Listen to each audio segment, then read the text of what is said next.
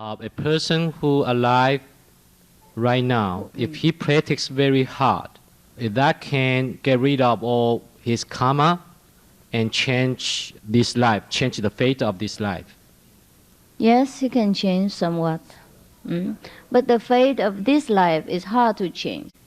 You can change the whole karmic pattern from the past so that you don't have to go back to be reborn again in the future. But the fate of this life is already laid down and written. So you have to go through with it. But by your practice and by the grace of your master, your life will be smoother and more bearable, that's all.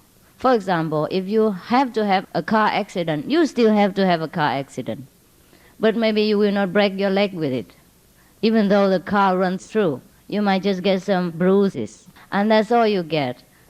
Normally, without master, without practice, you would break the whole leg and you become crippled. But with the master's help, you would just get some bruises, that's all. But you still have to have an accident. And there is no escape from this life's already written down fate. It will be smoothed out only, okay? But the fate, the karma of many lives, the master will burn away and erase, destroy, so you don't have the karma to come back next life again. And that's what we call erasing the karma, yeah? But not the karma of this life. You still get old, you still get sick, you still have to pay your debt, and you cannot become millionaire in just one night because of enlightenment. All right? Can I follow up real quick what your... Yes, please. You mentioned that it seemed like your life is written down just Yes. when you're born. Yes. Does that mean that the good karma that you do in this life does not affect this life, but only affect the next life?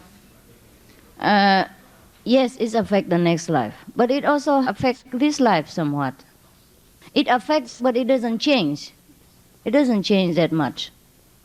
Sometimes it affects this life, but not immediately. For example, what you did 5 years ago will affect you only 10 years afterward. If you already have enough in this life, maybe it's put off to the next.